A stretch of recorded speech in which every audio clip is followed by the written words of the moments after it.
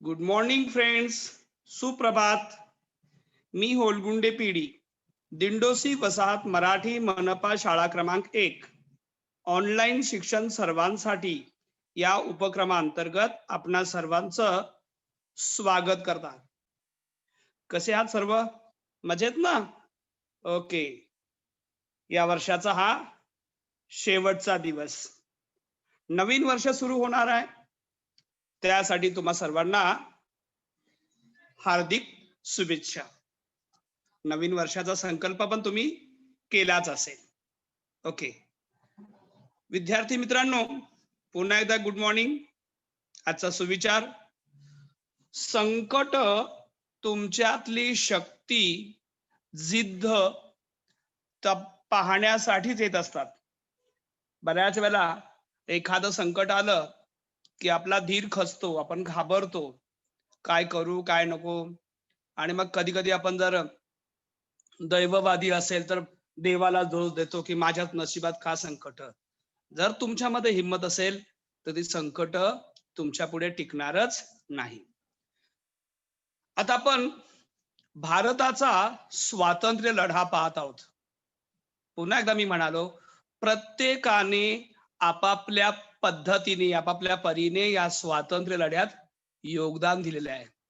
तन मन धन जे काही देता येईल ते दिलेलं आहे. स्वातंत्र्य मिळवण्याची प्रत्येकाची पद्धती वेगळी. गांधीजींचा मार्ग अहिंसेचा होता. लोकमान्य टिळकांचा मार्ग लोकजागृती करून लोकांना संघर्षासाठी तयार करण्याचा होता. दादाभाई नौरोजी यासारख्या मवाळ नेत्यांचा मार्ग सनदशील होता. सुभाषचंद्र बोस यांचा मार्ग आपण पाहिला. आणि कालपासून आपण सशस्त्र क्रांतिकारकांचा मार्ग पाहतोय.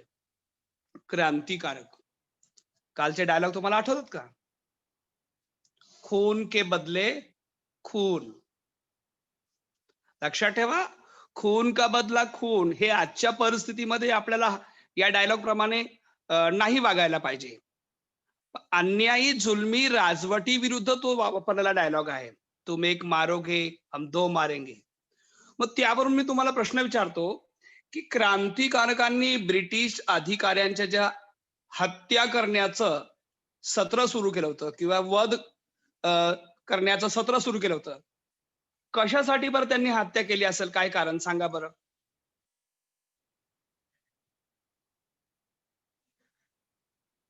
क्रांतिकारकांनी ब्रिटिश अधिकाऱ्यांच्या हत्या कारण की का ब्रिटिश अधिकारी लोकांवर अन्याय करायचे. कुलश्री, अधिकारी लोकांवर, ब्रिटिश अधिकारी लोकांवर अन्याय करायचे, पण त्यांचा त्यामागे आणखीन एक विशिष्ट हेतू होता. तो मला माहिती आहे. तुझा काय अंदाज आहे? कोणता हेतू असावा त्यांचा? सर, ते अन्यायी होते आणि ते जनतेवर जुलूम जबरदस्ती करायचे आणि त्यामुळे लोकांना खूप त्रास द्यायचे. त्यामुळे त्यांची हत्या व वध केला ठीक आहे क्रांतिकारकांनी. कुलश्री, तुझं उत्तर आपण म्हणूया बरोबर आहे. पण जर अजून डीपली जायचं असेल तर आपण म्हणूया ब्रिटिश शासनाचे किंवा जुलमी शासनाचे ते प्रतीक होते. Officers were the symbol. आणि त्यांची हत्या केल्यानंतर एका सपोज पोलीस चौकीतल्या एका ब्रिटिश अधिकाऱ्याची हत्या केल्यानंतर साहजिकच त्याच्या जागेवर दुसरा अधिकारी येणार. त्याची हत्या झाल्यावर तिसरा येणार. सर्वांचे फोटो लागणार. मग जर आपण गंमत म्हणून एक रिकामी फ्रेम ठेवली आणि नवीन अधिकारी आला आणि त्यांनी पोलिसाला विचारलं, बाबा हे सगळे अधिकारी कोण? तुमच्या आधी आले होते, यांची हत्या झाली. मग ही रिकामी फ्रेम कोणासाठी? आता तुम्ही आलाय ना. म्हणजे ब्रिटिश अधिकाऱ्यांमध्ये दहशत पसरावी आणि त्यांनी या ठिकाणी अधिकारपद घेऊ नये, हा एक हेतू होता. दुसरा हेतू होता की जुलमी अन्यायी ब्रिटिश सत्तेचे ते प्रतीक होते आणि म्हणून अशा अधिकाऱ्यांची हत्या केली. आणि दुसरं उत्तर तू दिलं की लोकांना छळायचे, त्रास द्यायचे म्हणून. ओके. मग गांधीजींनी असा संदेश दिला होता का जे अधिकारी छळतात वगैरे त्यांची हत्या करा? नाही. गांधीजींचा मार्ग हा अहिंसात्मक होता. तसं बघा, आपल्या हाताची बोटं सारखी नसतात, तसं प्रत्येक व्यक्ती, त्याचा विचार, त्याचा स्वभाव वेगळा असतो. त्याची जीवन जगण्याची पद्धती वेगळी असते. मग क्रांतिकारकांची ही होती.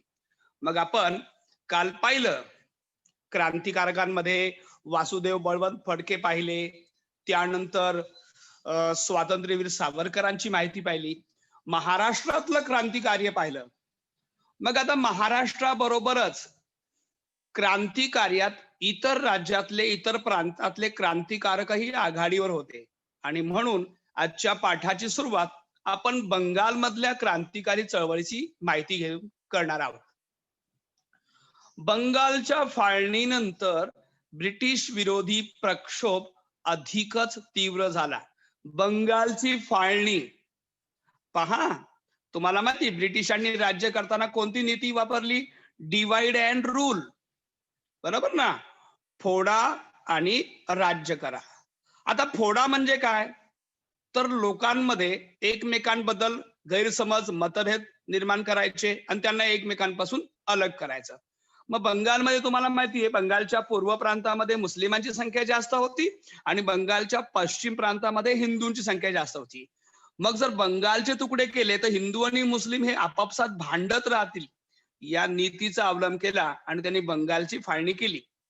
पण घडलं उलट. बंगालची फाळणी झाल्यावर संपूर्ण देशभर त्या फाळणीच्या विरोधात आंदोलन उभं राहिलं की बंगालची फाळणी रद्द करा. तेच आपण हे आजच्या स्लाइड मधलं पहिलं वाक्य वाचलं. बंगालच्या फाळणीनंतर ब्रिटिश विरोधी प्रक्षोभ, प्रक्षोभ म्हणजे काय रे?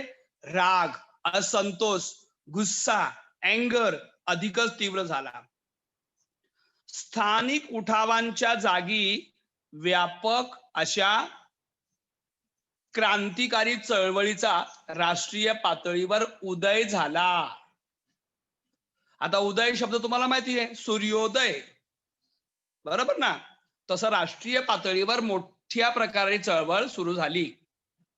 देशातील विविध भागात क्रांतिकारी विचारांनी भारावलेले तरुण आपल्या गुप्त संघटना, आता मित्रांनो तुम्हाला कालही म्हणालो की गुप्त संघटना का? तर जर ती जाहीरपणे बॅनर लावून, बोर्ड लावून संघटना असेल तर ब्रिटिश अधिकारी येणार, मग ते अध्यक्ष, सेक्रेटरी, खजिनदार, कार्यकर्ते, सदस्य यांना अटक करणार. म्हणजे इंग्रजांना या संघटनेचा सुगावा नाही लागला पाहिजे. ब्रिटिश, आता बघा हे संघटनांनी काय केलं, ह्या गुप्त संघटना आहेत त्यांनी काय कार्य केलं तर बघा, ब्रिटिश अधिकाऱ्यांना जरब बसवणे. आताच वाक्य मी विचारलं आणि कुलश्रेणी उत्तर, जरब म्हणजे धाक, भीती. ब्रिटिश शासन यंत्रणा खिळखिळी करणे, हा वाक्प्रचार आहे बघा. ब्रिटिश सरकारचा लोकांना वाटणारा दरारा, माहिती ना, भीती नाहीसा करणे. ब्रिटिशांची सत्ता उलथवून टाकणे ही त्यांची प्रमुख उद्दिष्टे होती. पहा विद्यार्थी मित्रांनो, आताच तुम्ही मराठीच्या तासाला वस्तुनिष्ठ प्रश्न पाहिले. एक प्रश्न आणि त्याचं उत्तर, 4 उत्तर, त्यापैकी एक पर्याय बरोबर. पण काही वेळेला इतिहासामध्ये तुम्हाला दीर्घोत्तरी प्रश्न लिहावे लागतात. मग आता या ठिकाणी प्रश्न आहे बघा की क्रांतिकारकांची, बंगालमधल्या क्रांतिकारकांची प्रमुख उद्दिष्टे कोणती होती? हा जर प्रश्न आपण घेतला तर काय करणार बरं आपण या ठिकाणी? याला पहिला क्रमांक देणार. ब्रिटिश अधिकाऱ्यांना जरब बसवणे हे पहिलं उद्दिष्ट. उद्दिष्ट नंबर 2, ब्रिटिश शासन यंत्रणा खिळखिळी करणे. उद्दिष्ट क्रमांक 3, ब्रिटिश सरकारचा लोकांना वाटणारा दरारा नाहीसा करणे. आणि उद्दिष्ट क्रमांक 4. अशा प्रकारे तुम्ही उत्तर लिहायचंय. आणि ते उत्तर कसं आहे, आता हे आपल्या स्लाइड मध्ये आलेलं आहे. तुमच्या उत्तर पत्रिकेमध्ये उत्तर कसं येणार आहे? एका खाली एक. 1 नंबर झाला की 2 नंबर, 2 नंबर झाला की 3 नंबर आणि 4 नंबर. मग काय होईल बरं? तुम्हाला पैकीच्या पैकी मार्क मिळतील. म्हणजे 2 गुणांचा प्रश्न असेल तर 2 गुण मिळतील. समजलं तुम्हाला? ओके. आपण काय पाहतोय? आपली परीक्षा पद्धती आणि आपला अभ्यास. बंगालच्या फाळणीची माहिती आपण पाहिली. आता बंगालमधल्या क्रांतिकारकांचं कार्य.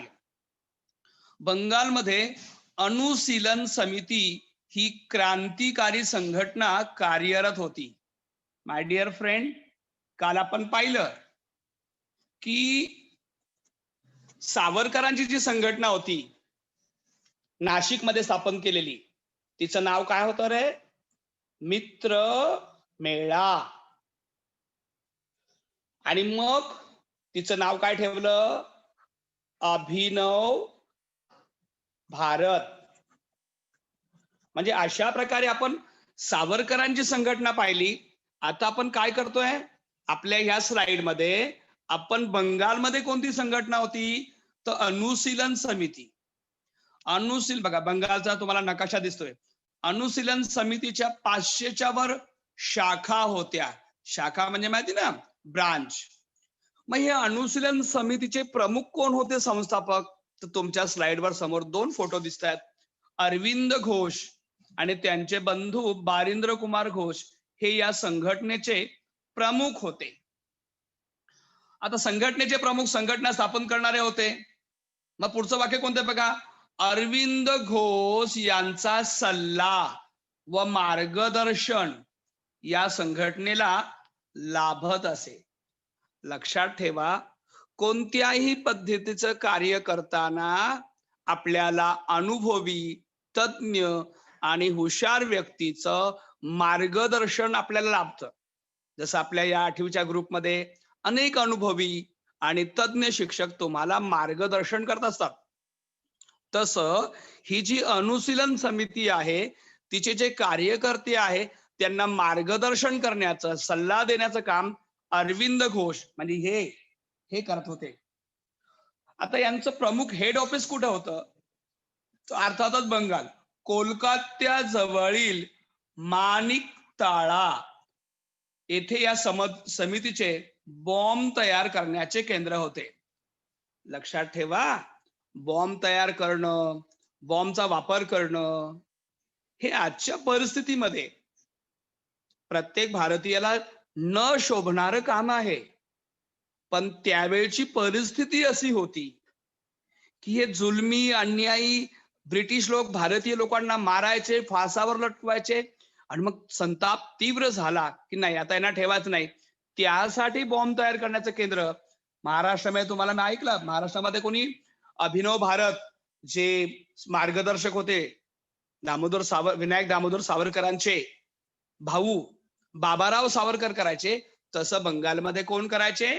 अरविंद घोष या अनुशीलन समितीच्या कार्यकर्त्यांना मार्गदर्शन करायचे. आता यांनी बॉम्ब तयार केला. लक्षात ठेवा, इंडियामध्ये पहिल्यांदाच बॉम्ब तयार झालेला आहे ब्रिटिश विरोधी वापरण्यासाठी. मग या बॉम्बचा वापर कसा करायचा, कोणी करायचा?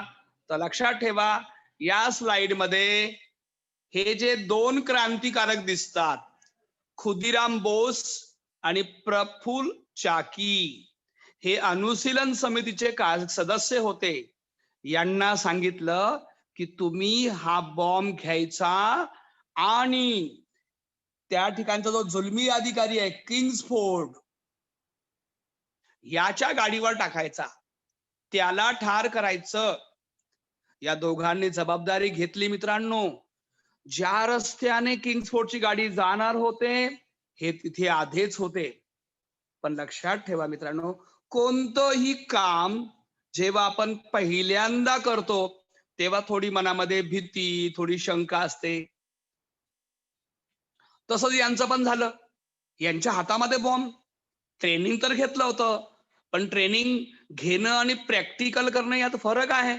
आता आपल्याला बॉम्ब टाकायचा आहे, उशीर झाला, हातात फुटला तर काय होईल? अशा भीतीमुळे यांनी काय केलं, त्याची गाडी आल्याबरोबर त्याच्या गाडीवर बॉम्ब टाकला. पण घडलं काय, त्याच्या गाडीचा स्पीड जास्त होता म्हणून त्याची गाडी पुढे निघून गेली आणि मागच्या गाडीवर बॉम्ब पडला. आणि मागच्या गाडीमध्ये 2 इंग्लिश महिला होत्या, त्या मृत्युमुखी पडल्या, पण किंग्सफोर्ड वाचला. बापरे, ब्रिटिश अधिकारी शॉक झाले. ते पटकन म्हणाले, हिंदुस्तान में बॉम्ब कहां से आया? बापरे. आणि मग त्यांनी शोध घेतला. पण इकडे या दोघांचं काय झालं बरं माहिती? प्रफुल्ल चाकीने आपला प्लॅन फसला हे कळल्यावर काय केलं, ब्रिटिश आपल्याला पकडतील, आपल्याला मारतील, फासावर लटकवतील हे नक्की आहे. मग त्यांच्या हाताने मरण्यापेक्षा त्यांनी स्वतःवर गोळी झाडली. पहा, मरणाला न घाबरणारे ते क्रांतिकारक. आणि मग खुदिराम बोस पोलिसांच्या हाती सापडले, प्रफुल्ल चाकी नाही सापडले. ओके, त्यांना होतात मग त्यांनी स्वतः पत्करलं. मग खुदिराम बोसला पकडलं आणि तुम्हाला माहिती आहे रिझल्ट काय? फाशी. या प्रकरणाचा तपास करत असताना अनुशीलन समितीच्या कार्याची माहिती पोलिसांना झाली. या संघटनेच्या सदस्यांची धरपकड सुरू केली. या संघटनेचे मार्गदर्शक अरविंद घोष पकडलं, अटक झाली त्यांना आणि त्यांना कोर्टात उभं केलं. परंतु कोर्ट, पोलीस, अरविंद बाबूंचा संबंध बॉम्ब तयार करण्यात जोडण्यात सरकारला अपयश आले. शेवटी त्यांना न्यायालयाने निर्दोष मुक्त केले. अन्य सदस्यांना दीर्घ मुदतीच्या शिक्षा ठोठावण्यात आल्या. मित्रांनो, कळतंय ना बंगालमधल्या क्रांतिकारकांचं कार्य? मग आता असेच दुसरे क्रांतिकारक आपल्या नेक्स्ट स्लाइड मध्ये आलेले आहेत बघा. रास बिहारी बोस व सचिंद्रनाथ सन्याल या क्रांतिकारी यांनी क्रांतिकारी संघटनांचं जाळं बंगाल बाहेर विस्तारलं. जाळं म्हणजे आपण काय, माशाचं जाळं नाही, इथे आपण जाळं म्हणजे नेटवर्क म्हणायचं, नेटवर्क. मग यांच्या संघटना बंगालच्या बाहेर, खर तर हे बंगाली होते, पण यांचे कार्यकर्ते पंजाब, दिल्ली, उत्तर प्रदेश इथे आले. आता इथे पण काय केलं बघा, रास बिहारी बोस यांचं बघा कार्य. व्हॉइस रॉय लॉर्ड हार्डिंग्ज याच्या गाडीवर बॉम्ब फेकण्याचं धाडसी कृत्य रास बिहारी बोस यांच्या सहकार्याने केले. पण याही हल्ल्यातून हार्डिंग बचावला. लक्षात ठेवा, बॉम्बचं टायमिंग चुकलं की गाडी पुढे, कारण गाडीचं स्पीड तुम्ही शिकता भौतिक शास्त्रामध्ये. ओके, चला पुढच्या स्लाइड मध्ये जाऊया. मद्रास म्हणजे आता पहा, बंगाल प्रांतातल्या क्रांतिकारकांचं क्रांतिकार्य पाहिलं. आता मद्रास प्रांतात लक्षात घ्या, बंगाल प्रांतामध्ये लक्षात ठेवा क्रांतिकार्यात मुलीही पुढे होत्या. प्रीतिलता वड्डेदार, वीणा दास, शांती घोष, सुनीती चौधरी या मुलींनी बघा. प्रीतिलता वड्डेदारचं तुम्ही नाव ऐकलं असेल, माहिती ऐकली असेल तर बघा, ब्रिटिशांच्या क्लब मध्ये घुसून ब्रिटिश अधिकाऱ्यांवर गोळी झाडली. आणि जेव्हा तिला आता लक्षात आलं की मी पकडली जाईल, तिने स्वतःवर गोळी झाडली. वीणा दास काय केलं तुम्हाला माहितीये? हे जे बंगालमधले क्रांतिकारकांचा महिलांचा गट होता तो सक्रिय होता.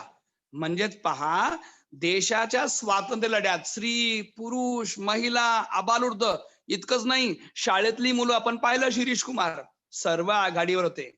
आणि हा धडा तुम्हाला का शिकवायचा आहे? तर तुमच्यामध्ये पण देशप्रेम आहे. मग देशासाठी जेव्हा जेव्हा काही करण्याची संधी मिळेल नक्की करावी.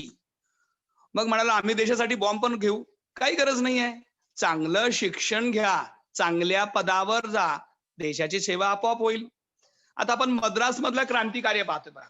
मद्रास तुम्हाला माहिती भारताच्या पूर्वेकडे, लोकेशन दिलेलं आहे बघा मद्रासचं लोकेशन, हे मद्रासचं लोकेशन आहे. मग मद्रास मध्ये कोणी कार्य केलं तर एक नाव आहे बघा, वांची अय्यर. तुम्हाला माहिती आहे साऊथ इंडियन नाव. या क्रांतिकारकांनी ऍश या ब्रिटिश अधिकाऱ्याला ठार केलं. बघा लक्षात ठेवा, ठार केलं, खून केला, वध केला. ओके, हे भाषेतले पर्यायी शब्द तुम्हाला समजून घ्यायचे आहेत. ओके, आणखीन काय केलं बघा, त्याने स्वतःवर गोळी झाडून आत्माहुती केली, स्वतःच्या आत्म्याची आहुती दिली स्वातंत्र्य देवतेला. लक्षात ठेवा. इंडिया हाऊस, जेव्हा मी तुम्हाला कालच्या लेक्चरला बोललो होतो, लंडन, पंडित श्यामजी कृष्ण वर्मा हेच ते आहेत बघा, देशप्रेमी. तिथे राहायचे ते. भारतातील क्रांतिकार्याला परदेशातील भारतीय क्रांतिकारकांकडून सहाय्य मिळत असे. सर्वांना माहिती आहे, सहाय्य म्हणजे मदत. लंडन, बघा, लंडन देशाचं नाव नाहीये. तुम्हाला माहिती आहे देशाचं नाव काय आहे? इंग्लंड, किंवा त्याला तुम्ही काय म्हणता? UK म्हणता, युनायटेड किंगडम. तेव्हा त्या आणखीन काय म्हणणार? ब्रिटन. ओके, हे तुमच्या इंग्लंड मधलं शहर आहे लंडन.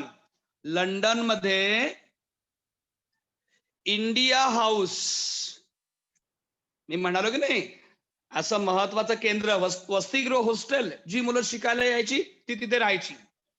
पंडित श्यामजी कृष्ण वर्मा या भारतीय देशभक्ताने इंडिया हाऊसची स्थापना केली होती. या संस्थेमार्फत भारतीय तरुणांना इंग्लंडमध्ये उच्च शिक्षण घेण्यासाठी शिष्यवृत्ती, शब्द आला पहा, स्कॉलरशिप. तुम्ही पण स्कॉलरशिपच्या परीक्षेला बसलेला आहात ना, लक्षात ठेवा. कुंभार सर, आपले गावडे सर, हे जे बाकीचे शिक्षक आहेत स्कॉलरशिपच्या विद्यार्थ्यांना खूप छान मार्गदर्शन करतात आणि स्कॉलरशिप मिळवून देतात. तसं इथे पहा, इंडिया हाऊस हे जे वसतिगृह होतं, पंडित श्यामजी कृष्ण चालवायचे. इंडियामधून जी मुलं यायची तिथे शिक्षण घ्यायला, त्यांना हे स्कॉलरशिप द्यायचे. आणि ती स्कॉलरशिप आपल्या सावरकरांना मिळाली होती, शिष्यवृत्ती. लक्षात ठेवा, सावरकर. त्यानंतर मादाम कामा, लक्षात ठेवा, त्यांना तुम्ही असं मादाम, मॅडम भिकाजी कामा असं पण म्हटलं जातं.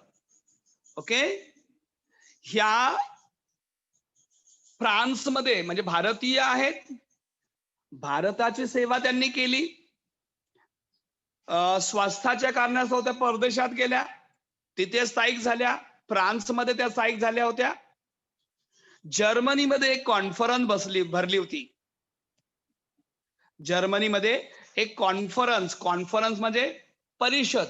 तुम्हाला दिसतोय बघा, इथे नाव आहे स्टुटगार्ड, जर्मनी मधलं शहर. जागतिक समाजवादी परिषद म्हणजे कॉन्फरन्स. तिथे पहा, भारताच्या स्वातंत्र्याचा प्रश्न त्यांनी उपस्थित केला. म्हणजे जागतिक लेवलवर त्या कॉन्फरन्स मध्ये या उभ्या राहिल्या आणि भाषण करताना म्हणाल्या, ladies and gentleman, I am the citizen of India, so it is your duty to give us freedom.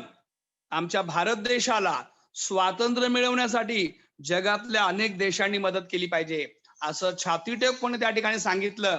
इतकंच नाही, तर त्यांनी भारताचा ध्वज सर्वात प्रथम फडकवला. हा ध्वज त्यांनी तयार केलेला आहे.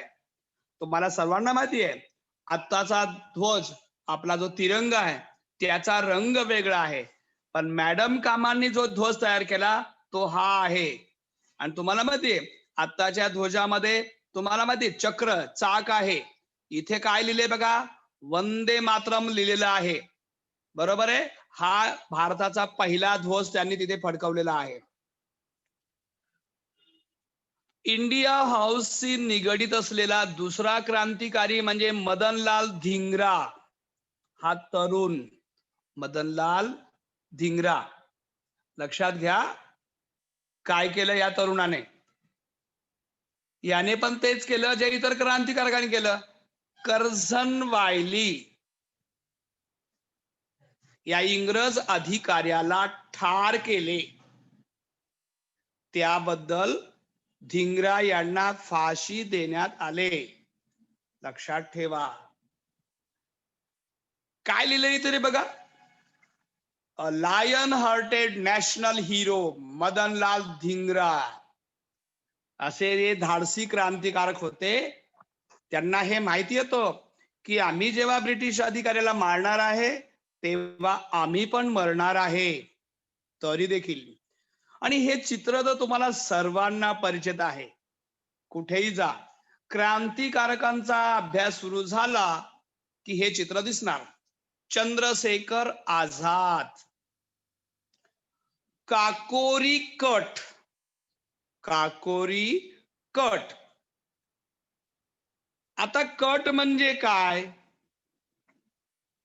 तर कट म्हणजे एक योजना, एक प्लॅन, जो सिक्रेट राहणार, दुसऱ्यांना समजणार नाही, फक्त तो प्लॅन अंमलात आणणाऱ्यांना कळणार.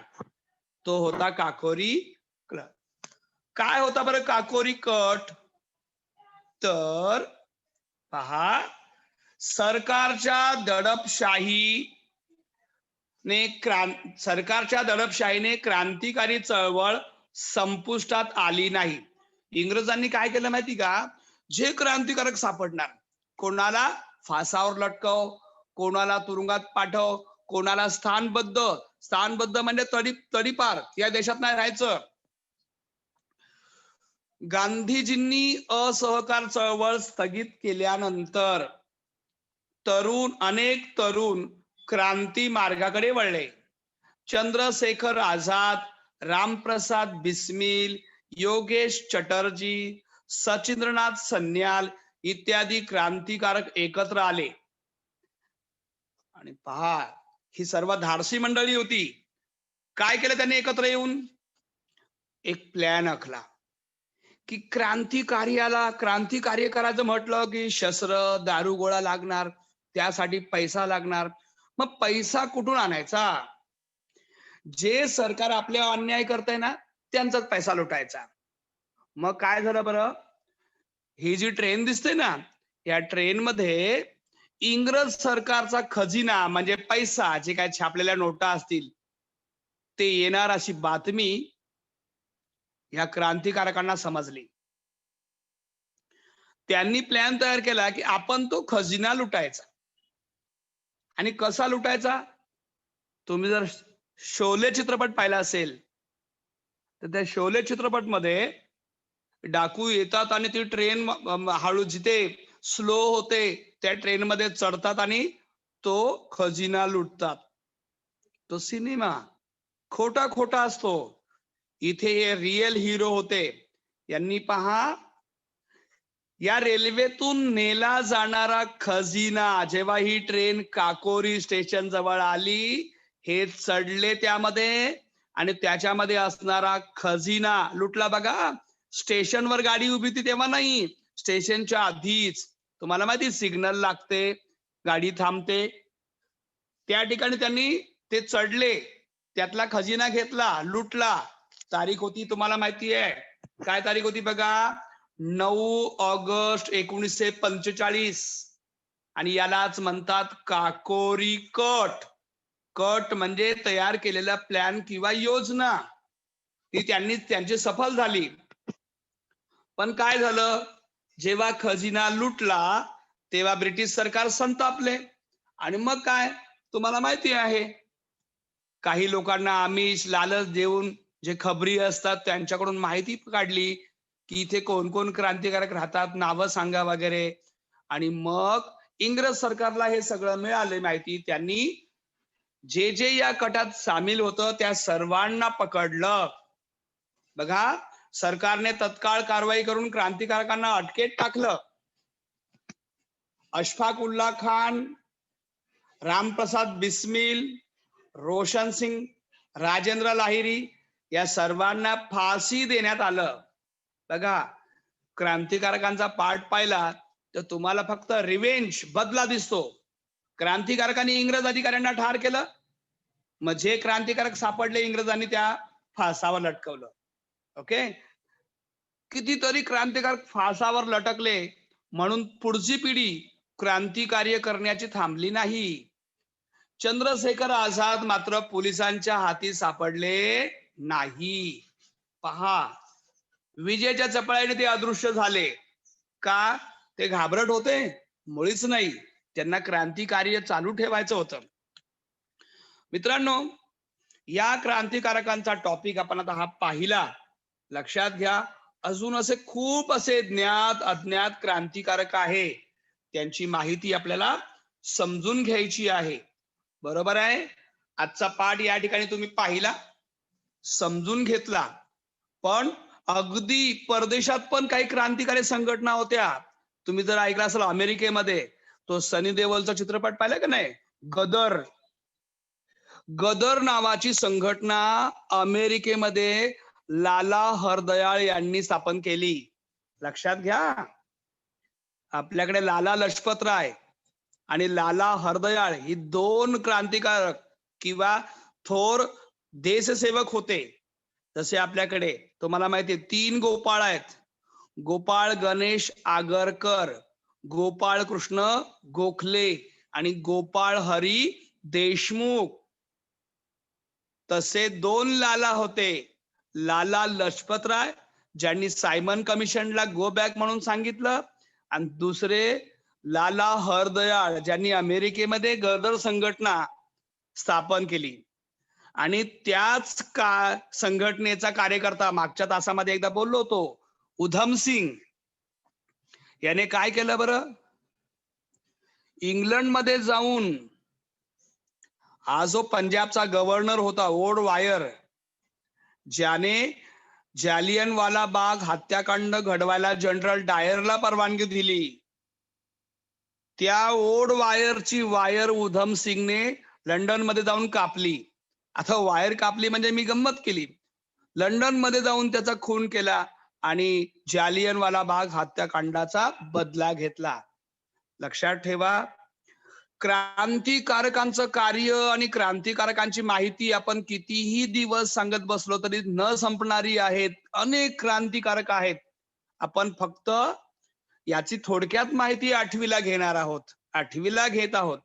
मग ज्या वेळेला तुम्ही 10वी पास व्हाल, पुढे कॉलेजला जाल, MPSC UPSC परीक्षा द्याल, त्यावेळेला तुम्हाला पुन्हा भारताचा इतिहास अभ्यासावा लागेल. तिथे मात्र या क्रांतिकारकांची माहिती डिटेल मध्ये असते. इथे तर इन शॉर्ट आहे. तुम्हाला माहिती आहे चंद्रशेखर आझादांचं काय झालं पुढे, उत्तर प्रदेशमध्ये जे अल्फ्रेड पार्क आहे त्या पार्क मध्ये ते गेले असता, आपल्या कुणाला भेटायला गेले होते मित्राला, कुणीतरी गुप्तपणे इंग्रजांना ती माहिती सांगितली आणि यांना त्या ठिकाणी घेरलं गेलं.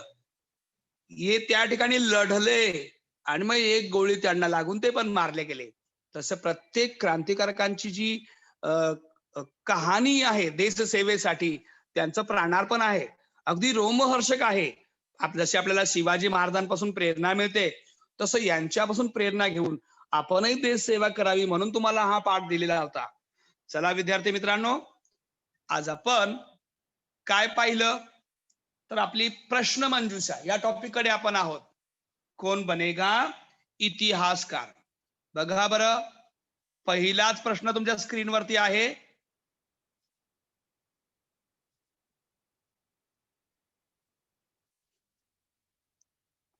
हा जो प्रश्न आहे,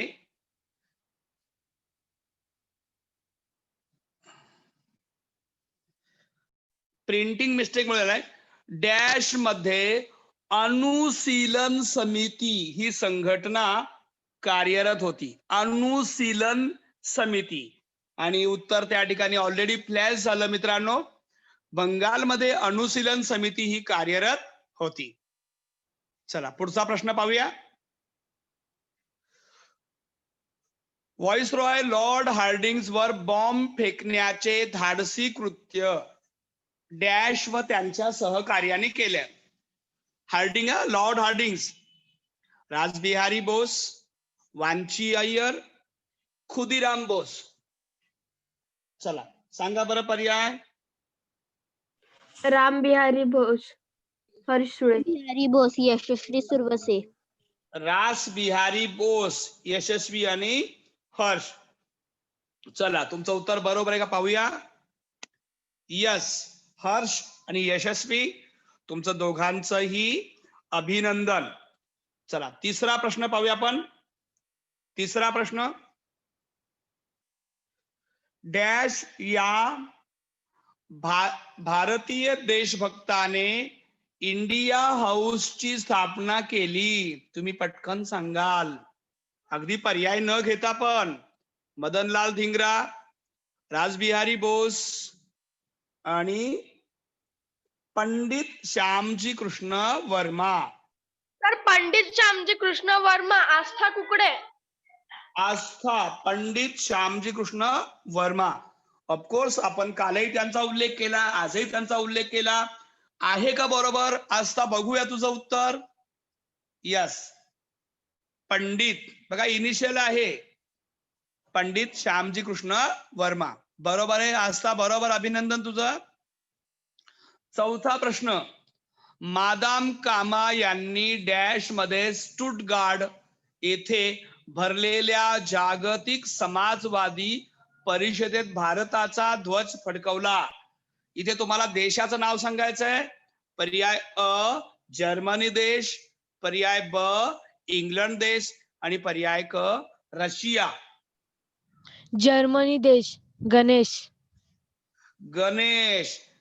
बघूया अजून कोणाला सांगायचं पर्याय. जर्मनी देश. जर्मनी जान्हवी शिंदे. जानवी शिंदे आणि गणेश. पाहूया उत्तर बरोबर आहे का. ओके, ऍब्सोल्युटली करेक्ट उत्तर आहे. मित्रांनो, ही प्रश्न मंजुषा तुम्हाला कुठे कॉम्पिटिशन एक्झामला, कॉम्पिटिटिव्ह एक्झामला उपयोगी पडते. पण बऱ्याच वेळेला प्रश्न मंजुषाच घेऊन जमणार नाही, तर आपल्याला काही प्रश्न थोडेसे दीर्घोत्तरी पण घ्यावे लागेल. पुढचा प्रश्न दीर्घोत्तरी आहे. मी प्रश्न विचारतो, तुम्हाला उत्तर देता येते का बघा, आणि आता आपण स्पष्टीकरण घेऊया. काकोरी कट कशास म्हणतात, असा प्रश्न आहे बघा. काकोरी कट कशास म्हणतात किंवा काकोरी कट काय होता. काकोरी कट म्हणजे काय, आता आपण स्पष्टीकरण घेतलंय. चंद्रशेखर आझाद, रामप्रसाद बिस्मिल, योगेश चटर्जी, सचिंद्रनाथ सन्याल इत्यादी क्रांतिकारक एकत्र येऊन त्यांनी एक योजना तयार केली. क्रांतिकार्याला लागणारा पैसा जमवण्यासाठी रेल्वेतून नेला जाणारा सरकारी खजिना 9 ऑगस्ट 1925 रोजी काकोरी या उत्तर प्रदेशातील रेल्वे स्टेशन जवळ लुटला. यालाच काकोरी कट असं म्हणतात. पहा विद्यार्थी मित्रांनो, आजची जी प्रश्न मंजुषा आहे ती प्रश्न मंजुषा, आपला पहिला प्रश्न स्क्रीनवर नीट आला नाही त्यामुळे थोडीशी फिकी पडली, आणि 5वा प्रश्न आहे तो दीर्घोत्तरी आहे, तुम्हाला समजावा म्हणून तुम्हाला मी तो प्रश्न मंजुषेत घेतला नाही. एक प्रश्न तुम्हाला आधी शिकवला होता पाठ चालू असताना, कोणता, अनुशीलन समितीची उद्दिष्टे सांगा. 4 उद्दिष्ट आपण पाहिली. आता दुसरा प्रश्न घेतला, काकोरी कट काय होता. तुम्हाला मागच्या आपल्या प्रथम सत्रामध्ये मी एक प्रश्नपत्रिका घेतली होती कशा प्रकारे असेल, तशीच आपण लवकरच हा आपला अभ्यासक्रम पूर्ण झाल्यावर घेणार आहोत. गृहकार्य पहा, मादाम कामा यांच्याबद्दल माहिती मिळवा आणि विषय शिक्षकांना पाठवा.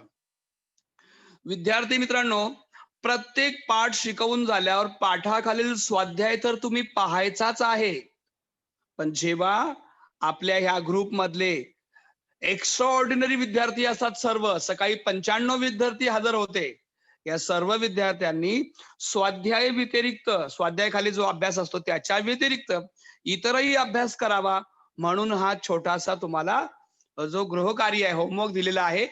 आणि हे सहज आहे. इंटरनेट, आंतरजालाच्या मदतीने, मराठीमध्ये आंतरजाल म्हणतो, सर्च करायचे आहे, शोधायचं आहे. तुम्ही जितकी अवांतर माहिती शोधायला स्वतः शिकाल तितकं तुमचं ज्ञान वाढेल, अनुभव वाढेल, आणि तुम्ही चांगल्या ठिकाणी तुमचं जे हवं ते ध्येय आहे तुम्ही गाठाल. ओके, नेक्स्ट आहे हॅशटॅग सर्च अँड आन्सर. इथे पण पहा, चंद्रशेखर आझाद यांच्याबद्दल माहिती मिळवा.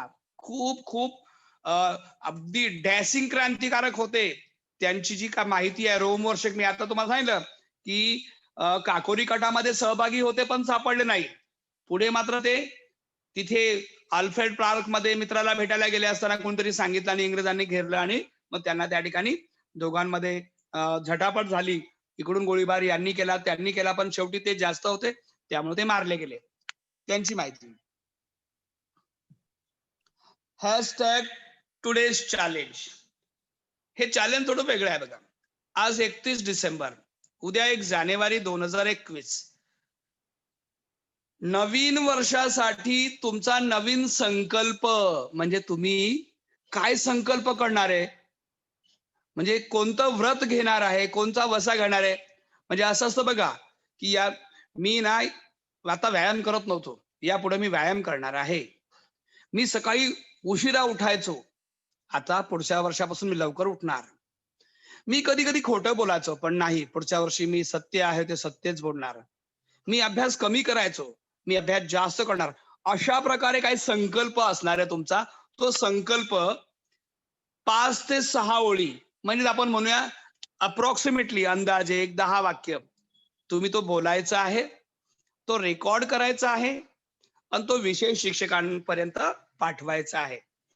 कालचा जो चॅलेंज होतं, क्रांतिकारकांचं वाक्य, डायलॉग वगैरे, अ, कालचं लेक्चर नंतर आज तुम्हाला वेळ नाही मिळाला, हरकत नाही. पुढच्या बुधवारी आपलं लेक्चर होईल, तेव्हा तुम्ही तो तुमचा व्हिडिओ पाठवू शकता. आता आज एक व्हिडिओ आलेला आहे, तो आपण पाहणार आहोत या ठिकाणी. पण आपण चॅलेंज तुम्हाला दिलेलं आहे. आपण भेटूया पुढच्या तासाला. तोपर्यंत थँक यू. नवीन वर्षाच्या हार्दिक शुभेच्छा.